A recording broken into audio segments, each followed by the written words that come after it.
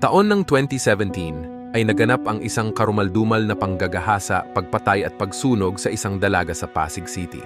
Isang dalaga na nagtatrabaho bilang isang bank teller at punong-puno ng pangarap sa buhay. Nangyari ito sa mismong compound ng kanilang tinitirhan at ilang metro na lamang ang layo sa kanilang bahay. Ating balikan ang kwento at mga aral na iniwan ng pangyayaring ito.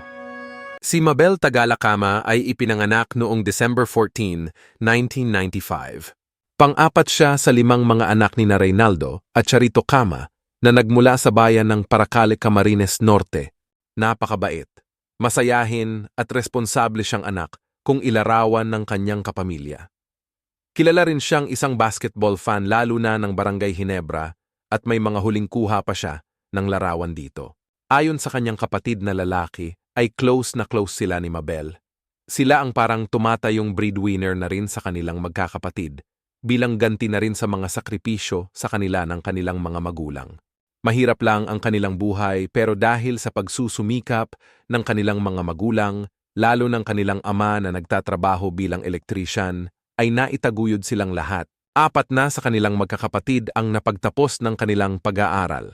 Pansamantala din silang naninirahan sa loob ng isang malaking compound na nagsilbi din na impounding area ng MMDA noon sa Ortigas Avenue Extension, kanto ng C. Raimundo, Rosario, Pasig City. Nung hindi na ito ginamit na impounding area, ay pinaupahan na lang na garahe ng ilang bus company at isa na dito ang pinagtatrabahuan ng kanyang ama. Ang mga tauhan naman ng mga nasabing mga bus company ay pinatira sa loob kasama na ang pamilya ni Mabel. Ang tanging dinadaanan ng mga taong nakatira dito ay ang gate kung saan may security guard din na nakapwesto. Sa kabuuan ay may 4 na guard na naka-duty sa loob ng compound. Kung iisipin ay secured ito dahil bukod sa may nakabantay sa kanila, ay halos magkakakilala na rin ang mga nakatira dito hindi man sa pangalan kundi sa mukha. Nagtapos siya ng kursong Business Information sa ACLC College, Pasig City. Pagkatapos niya ng kolehiyo, ay nakapagtrabaho agad siya bilang admin staff sa isang courier company dahil sa kagustuhan na rin na makabawi agad sa kanyang pamilya. Marami siyang pangarap sa buhay upang matulungan sila at isa na dyan ang makapag-abroad dahil sa hirap na rin ng buhay at mababang sweldo dito sa ating bansa. Pero ang mga pangarap na ito ay biglang naglaho dahil sa kagagawa ng mga taong walang respeto sa babae at pagpapahalaga sa isang inosenteng buhay. October 2017 ay natanggap siya bilang bank teller sa isang branch ng bangko sa Makati City matapos niyang umalis sa unang pinagtrabahuan niya. Tuwang-tuwa siya noon dahil kahit papano ay maayos na ng konti ang sweldo niya kumpara sa dati. One step ahead bilang paghahanda na rin sa kanyang future. Yun na ang madalas niyang routine sa bawat araw tuwing may pasok siya. Umaga ay papasok sa trabaho at gabi ay uuwi sa kanilang bahay. Noong halos 1 buwan na siya dito ay naganap ang isang hindi inaasahan. Biyernes ng gabi ng November 10, 2017 ay umuwi siya mula sa kanyang trabaho. Pasado 11:30 na ng gabi nang makarating siya sa compound na kanilang tinitirhan dahil nag-overtime pa siya. Nakapasok siya sa unang gate kung saan nakapwesto ang gwardya, pero pagdating sa gate ng kanilang tirahan mismo ay nakalocked pa ito. Patakaran daw kasi sa loob ng compound na ilock palagi ang gate ng bawat nakatira sa loob. Kumatok siya pero hindi na pagbuksan, kaya nag-text siya sa kapatid nung mga sandaling iyon habang nasa harap na siya ng kanilang bahay. Pero hindi agad ito nabasa ng kanyang ate na kararating lang din sa kanilang bahay. Pagkalipas ng ilang minuto nang mabasa niya ito, ay lumabas siya para pagbuksan ng kapatid pero wala na ito sa labas. Inisip niyang umalis na lang ito at pumunta sa kung saan dahil hindi agad na pagbuksan. Pero kinabukasan, paggising nila, ay nagtaka na sila kung bakit wala pa rin siya. Kaya agad nilang tinawagan ng ilang beses ang kanyang phone pero walang sumasagot. Noong panahon na yon ay nasa Pagdilao, Quezon ang kanyang ama at ang ina naman niya ay nasa Camarines Norte. Nang makarating sa kanyang ama ang balita na hindi pa rin nakakauwi si Mabel, ay tinawagan niya agad ito. Halos 3 oras siyang tumatawag pero nagri-ring lang at hindi sinasagot. Sa huling tawag niya bandang tanghali ay hindi na nagring ang kanyang phone kaya kinabahan na siya at inisip na baka may masamang nangyari na sa anak. Agad-agad siyang umuwi ng Pasig upang i-report sa pulis ang pagkawala ng anak. Kinabukasan, araw ng Sabado, November 12, 2017, ay nakapag-file na siya ng missing person report sa Pasig City Police. Pero dahil hindi pa rin mapakali si Mang Reynaldo dahil wala pa ring balita sa anak, kaya siya na mismo ang nagsimulang maghanap. Sinimulan niyang magtanong-tanong sa loob mismo ng kanilang compound at isa sa mga natanong niya ay ang security guard na naka-duty nung gabing yon. Kinumpirma ng nasabing guard na nakita niyang pumasok sa compound si Mabel pasado alas 11 ng gabing yon pero hindi naman niya nakitang lumabas. Dahil sa nalamang ito ni Mang Reynaldo ay humingi na siya ng tulong sa mga gwardya para maghanap sa loob ng compound. Sa kanilang pag-iikot sa loob ay nakatawag ng pansin sa kanya ang usok na lumalabas sa isang bunkhouse na dati rin nilang opisina. Kaya pinuntahan nila ito upang tingnan. Pagpasok nila sa gusaling ito ay hindi nila inaasahan ang bubungad sa kanila. Ayon kay Mang Reynaldo ay una nitong nakita ang dalawang paa na bahagyang nakalabas habang nakadapa dahil ang katawan ay binalot ng sunog na linoleum. Nang kanilang alisin ang linoleum ay dito na nakumpirma na si Mabel nang nga ito. Halos pagsakluban siya ng langit at lupa sa sinapit ng anak. Wala siyang nagawa kundi ang umiyak na lang dahil nauwi sa wala lahat ng kanyang pagtityaga at sakripisyo para maabot ng anak ang kanyang pangarap. Ngunit mas nakadagdag pa sa sakit ang paraan na ginawa sa anak at itsura nito ng kanilang matagpuan. Kaagad nila itong ipinaalam sa mga pulis at ang dating missing person investigation ngayon ay inakyat na sa murder investigation na posible pang may rape na nangyari. Pasado alas 12 ng tanghali ay dumating naman sa crime scene ang investigador at iba pang kapulisan. Kasunod din nila na nirequest ang SOCO team para sa isang forensic investigation. Inilarawan ang kanyang katawan na nasunog mula sa baywang pababa at bahagyang nakaangat ang pantaas niyang kasuotan. Basag din ang kanyang mukha na halos hindi na makilala, isang palatandaan na hinampas o binagsakan ng isang matigas at mabigat na bagay. Ang kanyang underwear ay nakita rin sa crime scene pati na ang kanyang cellphone, ngunit ang iba pa niyang mahahalagang gamit ay wala doon. Natagpuan din dito ang isang container ng acrylic thinner na hinihinalang ginamit para sunugin ang katawan niya, kasama na ang linoleum na ipinambalot sa kanyang katawan. Maliban pa dito ay may mga fingerprints din na nakuha sa kanyang cellphone at sa nasabing linoleum na isinailalim sa examination at comparison. May 5 piraso din ng aluminum foil ang na-recover kung saan 3 rito ay may traces pa ng white substance na sa huli ay nakumpirmang shabu.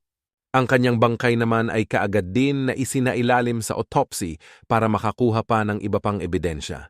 Ang lumang opisinang ito kung saan natagpuan ang katawan ni Mabel ay malapit na sa kanyang bahay na halos ay nasa 50 meters na lang ang layo. Sa inaakala nilang safe na lugar, ay dito pa pala mangyayari ang ganito katinding krimen. Noon namang November 14, 2017, matapos maproseso ang kanyang katawan, ay dinala na sa kanilang tahanan upang iburol. Dito na mas bumuhos ang emosyon ng kanyang mga kamag-anak at pamilya na walang ibang sigaw kundi hustisya para sa kanya. Ngunit ang masakit pa ay hindi pa rin nila ito nasilayan pa sa huling pagkakataon dahil hindi na pinayagan na buksan pa ang kanyang kabaong sa tindi ng kanyang injury sa mukha.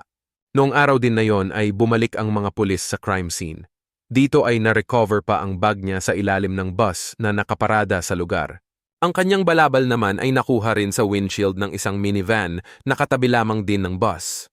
Sa labas ng bunkhouse kung saan nakita si Mabel ay natagpuan din ang ilang piraso ng mga butones na pinaniniwalaang mula sa kanyang suot na blouse. Sa cellphone naman niya na na-recover sa crime scene ay nabuksan ng mga pulis na may mga text messages pa ito sa mga kapatid. Habang nasa harap ng gate ng kanilang mismong bahay ng 11:41 at 11:47 ng gabi, pero hindi na ito nag-send. Kaya marahil bumalik siya hanggang sa may tindahan at malaki ang paniwala ng mga pulis na sa harap ng tindahan, nagkaroon ng struggle at sinimulan siyang kinaladkad ng mga suspek. Kaharap din kasi ng tindahan na to ang bus at minivan kung saan na-recover ang kanyang bag at balabal. Hindi rin nila masabi kung doon mismo sa loob ng lumang opisina ginawa ang krimen o sa iba pang bahagi ng compound at dinala lamang doon upang sunugin. Sa ginawang examination at comparison sa mga nakuhang fingerprints sa cellphone ni Mabel at sa linoleum ay isa lamang dito ang tumugma sa kanya. Samantalang ang iba pa ay sa hindi pa matukoy na tao galing. Maaring may ibang humawak ng kanyang phone o mismong fingerprint ito ng suspect o mga suspect. Sa resulta naman ng autopsy ay lumabas rito na blunt traumatic injury to the head ang sanhi ng kanyang pagkamatay na dulot ng isang mabigat at matigas na bagay. May mga nakita rin na palatandaan na hinalay siya bago pinatay. Pero dahil sa tindi ng pagkasunog ng ibabang parte ng kanyang katawan, ay nahirapan ang mga forensic personnel na makakuha ng sapat at reliable na mga DNA evidence mula rito. Blanko pa ang mga pulis sa kung sino ang salarin. Pero mayroon silang hinala na nandun lang din sa loob ng compound ang may kagagawan ng krimen.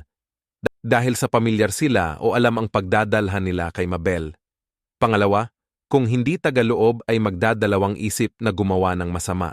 Dahil magkakakilala ang mga tao dito bukod pa sa may gwardya, pero naging hamon pa sa mga pulis ang kawalan ng CCTV sa loob ng compound, kaya medyo nahirapan silang makakuha ng iba pang lead o ang eksaktong pagkakasunod-sunod ng pangyayari. Bukod pa dyan ay madilim din doon tuwing gabi. Ayon naman sa security guard na on duty ay napansin na niya ang apoy o sunog noong gabing yon sa loob ng lumang opisina na yon. Nilapitan niya upang tingnan, pero may nakita na siyang tatlong nag-aapula nito, kaya umalis naman siya agad. Wala siyang kaalam-alam na may tao na palang sinusunog sa loob nung mga sandaling iyon. Matapos ang 5 araw ay lumabas ang balitang may inilaan na pabuya para sa agarang ikadarakip ng mga salarin. Unang nag-alok ng pabuyang 50,000 pesos ang amo ng ama ni Mabel na alkalde rin ng Paracale, Camarines Norte na si Mayor Lourdes Villamonte. Sa gitna ng kanilang patuloy na investigasyon ay mayroong isang testigo ang lumapit sa kanila.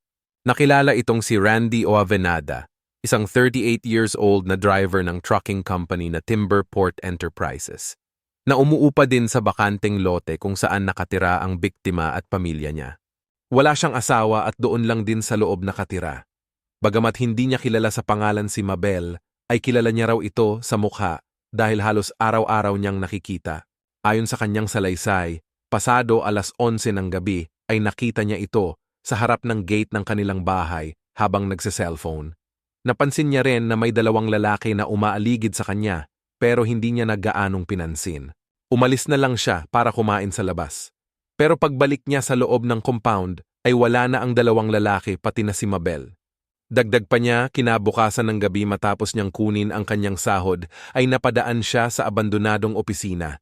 Dito ay muli niyang nakita ang mga lalaking umaligid kay Mabel bago siya nawala. May hawak daw na karton ang isa habang nakatayo sa harap ng naturang gusali. Napansin niya rin daw ang usok na lumalabas mula sa loob, pero inakala niya lang na baka nagpapausok lang ang naturang mga lalaki dahil sa maraming lamok. Sa kanyang paglalarawan sa lalaki, ay sinabi nitong matipuno ang pangangatawan at medyo kulot ang buhok. Kilala niya lang ito base sa description niya dahil nakikita niya minsan pero hindi sa pangalan. Mababa na matipuno ang katawan. Yung buhok, medyo po naman. Maraming lamok. Kaya nagpapausok niya. Sa baseline po, nakikita ko lagi yung mga nakita ko na nung gabi na yun. Inalam naman ng mga pulis kung sino sa mga nakatira sa loob ang may ganong description. At nang kanilang malaman ay empleyado din ito ng Mega Bus Lines Company na pinagtatrabahuan din ng ama ni Mabel. Nag-imbestiga pa ang mga pulis at nalaman nila na natutulog sa kanilang tinutuluyan ang nasabing tao at nakalocked ang kanilang gate. Kaya malabo daw na itong lalaking itinuro ni Randy ang may kagagawan o isa sa mga salarin. Sinuportahan din ng iba pang testigo na nagpatunay na natutulog at hindi lumabas ang nasabing lalaki. Ang isang testigo naman na hindi na nagpakilala ay nagsabi din na nung gabing yon ay may narinig siyang boses ng babae na humihingi ng tulong. Pero hindi niya raw nagawang tumayo dahil pagod at puyat na siya nung mga sandaling yon. Nagmula ang boses na narinig niya sa may tindahan kung saan nakita sa harap nito ang bag at balabal ni Mabel. Ayon pa sa iba pang testimonya ng ilan pang testigo, ay nakita pa nilang buhay pa siya sa harap ng tindahan na nasa loob ng compound habang nagte-text. Bagamat wala ng ibang lead pa na nakadagdag sa impormasyon, ay nagkaroon naman ng progress ang kaso dahil sa lumutang na mga testigong ito. Tinutukan ng mga pulis ang mga impormasyon na kanilang ibinigay, lalong-lalo na ang mga sinabi ni Randy. Ngunit habang patuloy pa siyang kinukuhanan ng statement, ay may napansin sila ng mga inconsistencies sa kanyang mga sinasabi. Kagaya na lamang ng sinabi niyang hindi siya nakapunta malapit sa crime scene, pero sinabi ng ibang trabahador na nakita siyang pumunta. Dito na nagsimulang magduda ang mga pulis, kaya isinailalim na siya sa interrogation at itinuring na rin na person of interest, kabilang na ang 4 na iba pa na pawang mga nakatira din sa loob. Kinuhanan na rin sila ng urine sample para isailalim sa drug test, gayon din ang kanilang standard fingerprints. At matapos nga ang isinagawang comparison sa mga fingerprints nila, ay lumabas na tugma ang fingerprints ni Randy o Avenada sa 3 evidence fingerprints na nakuha sa cellphone ni Mabel. Samantalang wala na sa 4 pang persons of interest ang may nagmatched. Nagpositibo din siya sa drug test based sa examination na ginawa sa kanyang ihi, samantalang nagnegatibo naman ang iba pa.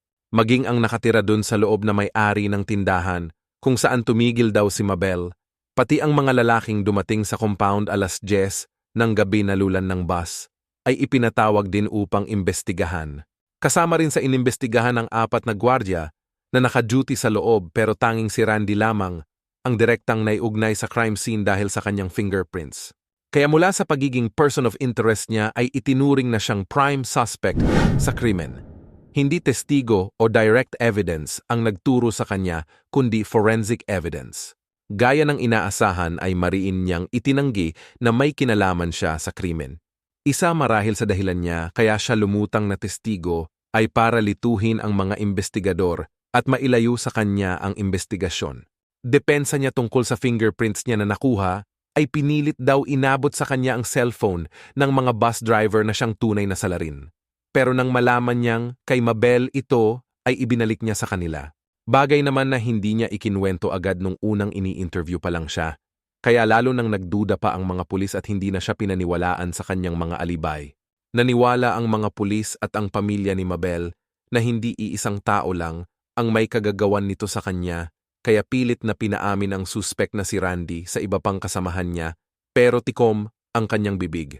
Paniwala nila na taga doon lamang sa loob ang mga kasamahan niya dahil hindi naman basta-basta makapasok sa loob ang ibang tao, lalo na't may gwardya na nakapwesto sa may gate. Masama naman ang loob ng ama ni Mabel dahil matagal na siyang nakatira sa lugar at kilalanan ng mga nakatira doon. Isa pa ay wala naman siyang inagrabyadong tao para gawin ito sa kanyang anak. Hindi niya lubos maisip na gagawin ito sa pamilya niya sa kabila ng maayos niyang pakikisama sa mga nakatira sa compound. Pero lalo pang masama ang kanyang loob dahil sa pananahimik ng CBCP at Human Rights Commission na noong mga panahon yon ay aktibo o maingay kapag may napapatay ang mga pulis sa kanilang kampanya kontra droga. Ayon sa kanya ay hindi man lang nila nagawang bumisita sa burol ni Mabel na nabiktima ng isang lango sa ipinagbabawal na gamot, hanggang maihatid na lang siya sa kanyang huling hantungan sa kanilang bayan sa Camarines Norte. Pero ipinaliwanag naman ng CHR na hindi nila sakop ang mag-imbestiga sa kasong hindi kinasasangkutan ng mga nasa gobyerno.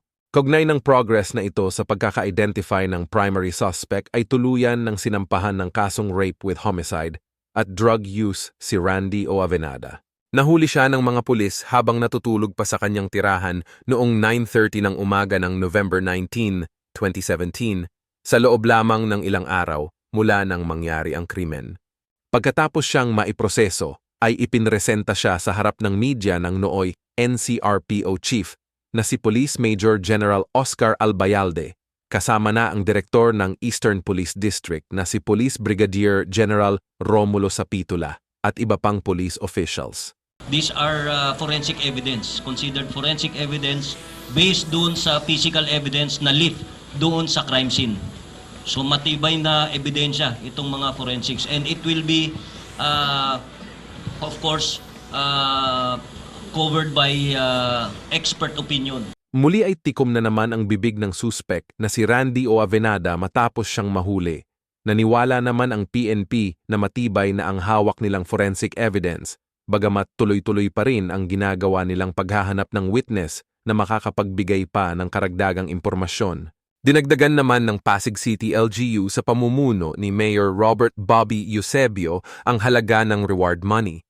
Mula unang halaga na 50,000 pesos ay inakyat niya sa kabuuang 300,000 pesos upang mahikayat ang iba pang testigo na lumantad na at sabihin ang kanilang nalalaman.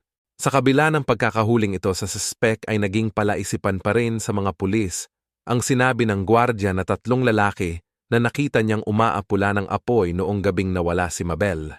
Hindi naman sila naniniwalang mag-isa lang si Randy, pero hindi naman din ito nagsalita pa tungkol sa iba niya pang kasabwat.